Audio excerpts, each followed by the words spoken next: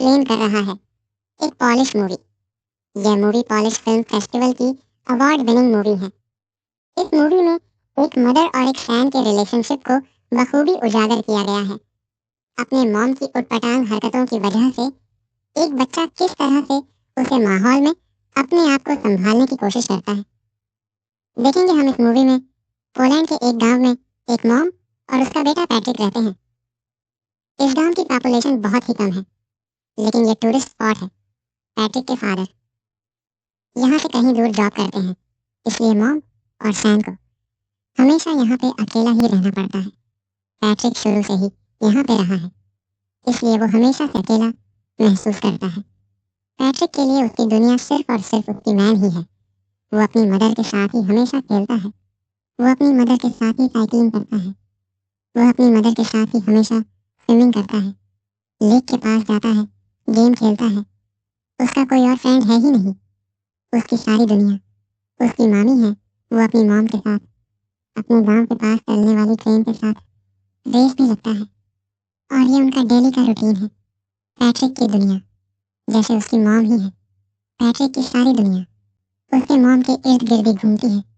Patrick और उसकी mom का रिलेशन ठीक वैसा ही है जैसा हर किसी बच्चे का अपनी मैन के साथ होता है, वात्सल्य से भरा और प्यार से भरपूर। इस रिलेशनशिप में किसी और की कोई जगह नहीं थी, लेकिन पैट्रिक की जिंदगी में खलबली तब मच गई जब इस गांव में आसपास के सभी लोग समर वेकेशन की वजह से अपने बच्चों को लेकर पिकनिक मनाने लगे और अपना समर वेकेशन व्यतीत करने के लिए यहाँ पर रुकने लगे। पैट्रिक तो किसी से भी क्लोज यहाँ पर हो ही नहीं पाया, क्योंकि वो शुरू से ही अकेला रहा था। उसको किसी से फ्रेंडशिप करने में भी बहुत प्रॉब्लम होती है।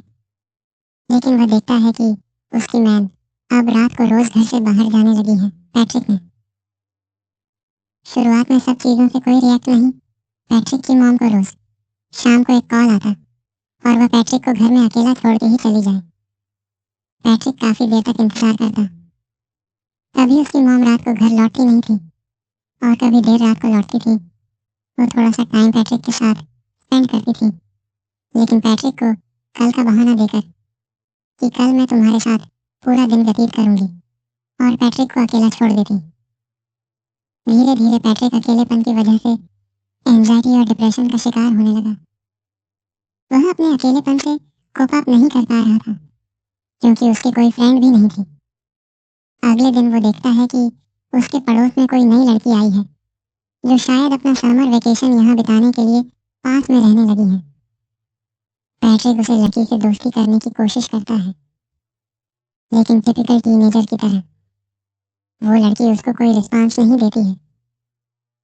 अगले दिन पैट्रिक की मॉम जब फिर से घर के बाहर, तो पैट्रिक को बहुत बुरा लगता है और वह अपनी मॉम के ड्रेस पर जूस से भरा ग्लास गिरा देता है, जिसकी वजह से उनकी मॉम उसे पे बहुत चिल्लाती है और उसको डांटों लगती है। वो उसके मैन की हालत नहीं समझ पा रही थी कि वो अंदर से कितना अकेला फील कर रहा है, लेकिन जैसे उसको कोई फर्क ही नहीं पड़ता, वो अपनी ड्रेस चेंज करके फिर से शाम को अपने बॉयफ्रेंड से मिलने के लिए निकल जाती है। पैट्रिक अपनी मॉम का पीछा करता है। वो देखता है कि कहाँ जाती है। कुछ देर जाने पर उसको पता चलता है कि वो हमेशा अपने एक बॉयफ्रेंड से मिलती है। पैट्रिक को अपनी मॉम के पीछे जाते समय एक हिरन का बच्चा दिखता है जो अकेला सड़क पर घूम रहा था।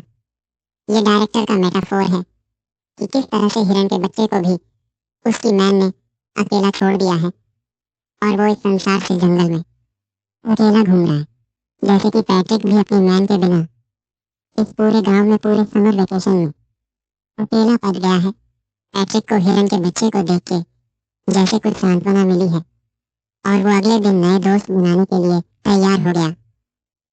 वो पास में आई, लड़की माइका से बात करने लगा और थोड़ी देर एक दूसरे से बात करने के बाद में वो दोनों एक दूसरे के दोस्त बन गए। माइका बताती है कि उसके पेरेंट्स का डिवोर्स हो चुका है। वो खुद भी बहुत अकेला महसूस करती है। अब माइका और पैट्रिक में काफी दोस्ती हो जाती है और अब पैट्रिक वो सारी एक्टिविटीज जो अपने मैन के साथ किया करता था, साइकिलिंग करना, स्विमिंग करना और लेक के पास बैठ के टाइम स्पेंड करना, ये सारी चीज अब वो माइका के साथ करने लगा। उसको माइका के साथ अब मजा आने लगा। और अब वो अपने लोनलीनेस को और एंजाइटी को थोड़ा कम कर सकता है और अपना पेन माइका के साथ शेयर कर सकता है। उसको अभी अपनी मॉम की कमी कम करनी लगी थी। अगले दिन पैट्रिक के घर पर वही लेडी आती है जिसके हस्बैंड के साथ पैट्रिक की मॉम का अफेयर चल रहा होता है। वह पैट्रिक को नहीं पाती है और उसकी मॉम उसके घर पर नहीं होती है, तो अकेली में उसकी वह बहुत रोती है। पैट्रिक बॉय की तरह उसको कुछ खाने को देता है। उसी शाम को पैट्रिक के डैड का कॉल आता है और पैट्रिक की मॉम उसके डैड से बात करते हैं। तो पैट्रिक की मॉम पैट्रिक को कहती है कि तुम अपने दोस्त को मेरे अफेयर के बारे में कुछ नहीं बताओगे, मैं तुम्हें वार्न करती हूँ। वो उससे कसम लेती है कि तुम अपने दोस्त को मेरे अफेयर के बारे में कुछ नहीं बताओगे। पैट्रिक कसम लेता है कि मैं अपने दोस्त को आपके अफेयर के बारे में कुछ नहीं बताऊंगा। पैट्रिक को लगा कि ये बात मानने से उसकी मॉम उसके साथ ज्यादा टाइम स्पेंड करेगी, लेकिन उसकी मॉम को कोई फर्क नहीं पड़ने वाला था। पैट्रिक अब इतना परेशान हो चुका था कि वह मेडोर की चीज भी छुपाने लगा। वह अपनी मॉम को जाने से रोकने लगा, लेकिन उसकी मॉम उसको मार के उससे लड़ झगड़ के भी अपने बॉयफ्रेंड से मिलने जाती थी। बैटरी चाहे अकेला बैठकर कितना भी परेशान हो, उसको जैसे कोई फर्क ही नहीं पड़ता। पैट्रिक के लिए अब एक सहारा उसकी नई नई दोस्त माइका थी, जिसके साथ वह काफी टाइम स्पेंड किया करता था और यहाँ के पिकनिक स्पॉट लेक में स्विम करता और वहां पर गेम खेलता। लेकिन उसकी एक खुशी ज्यादा दिन चलने वाली नहीं थी, क्योंकि माइका को यहाँ पर एक उनकी उम्र से काफी बड़ा लड़का परेशान कर रहा था। ऐसा लग रहा था कि माइका इस लड़के से बहुत डरती है। पैट्रिक इतना छोटा था कि इस गैंग से माइका को बचाने के लिए वो कुछ भी नहीं कर पाया, लेकिन उसको मनी मैन बहुत हर्ट हुआ, क्योंकि वो लड़का को वांट कर रहा था कि तुम इस लड़के से नहीं मिलोगी, तुम सिर्फ मेरे से ही मिलोगी। उसी रात को पैट्रिक अपनी मॉम का जब पीछा कर रहा था, तो वह देखता है कि माइका और वह बड़ा लड़का एक दूसरे के साथ काफी टाइम स्पेंड कर रहे हैं, जिसको देखकर पैट्रिक को लगा कि अब उसकी जिंदगी वापस से अकेलेपन का शिकार होने वाली है। वह काफी मायूस हो जाता है। वह घर पर भी काफी टाइम तक अपनी मॉम का वेट करता। जब दिन रात उसकी मॉम घर पर आती, तो पैट्रिक उससे अपना टाइम मांगता, लेकिन वह खाकर सो जाती और पैट्रिक उसकी मॉम के आने के बाद में भी अकेलेपन का ही शिकार रहता।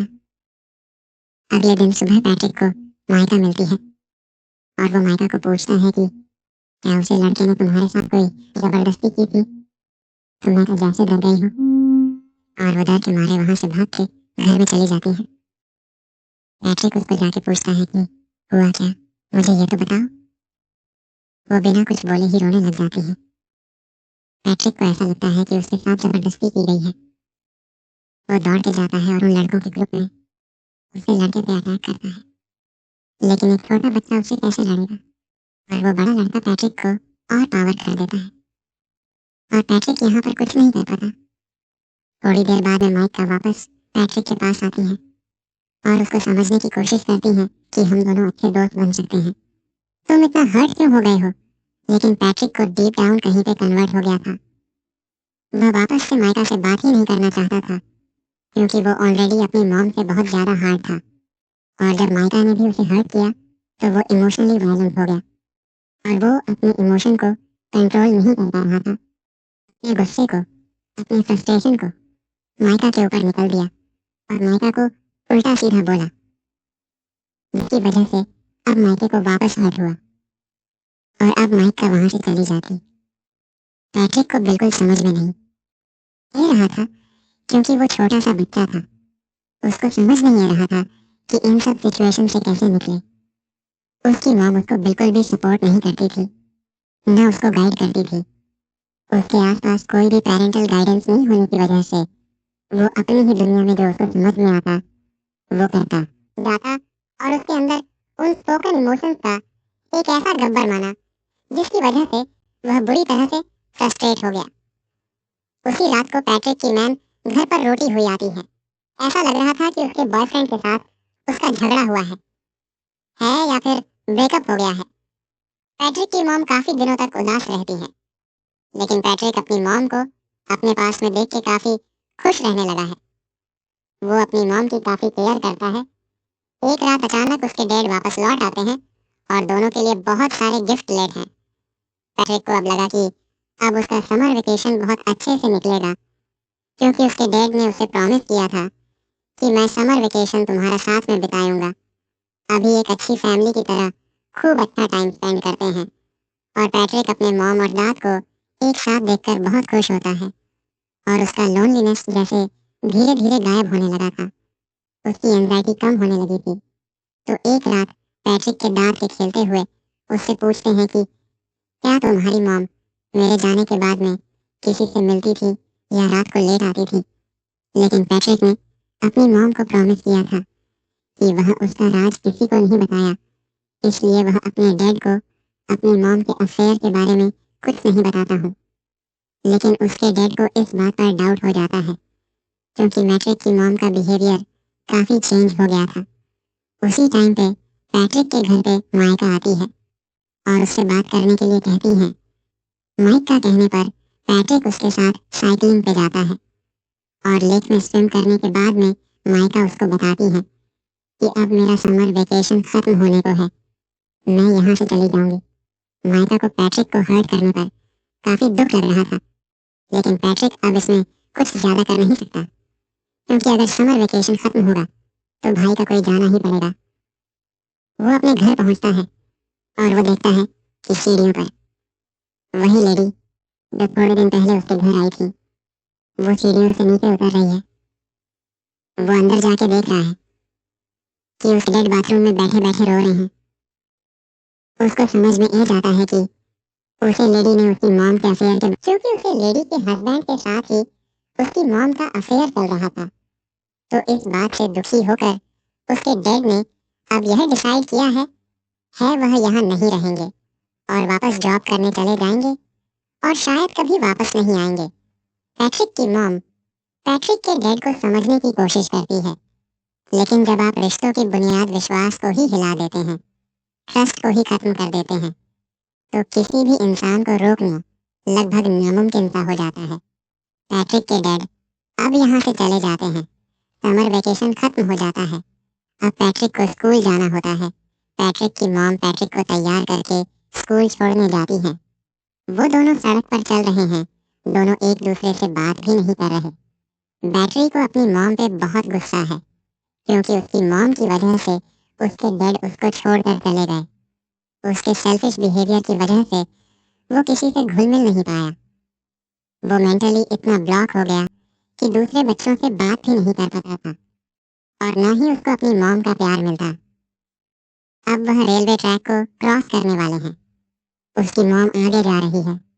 बच्चा पीछे छूट जाता है, जो कि डायरेक्टर का मेटाफोर है कि आप अपनी जिंदगी में आगे बढ़ रहे हो और बच्चों को आपने पीछे छोड़ दिया है।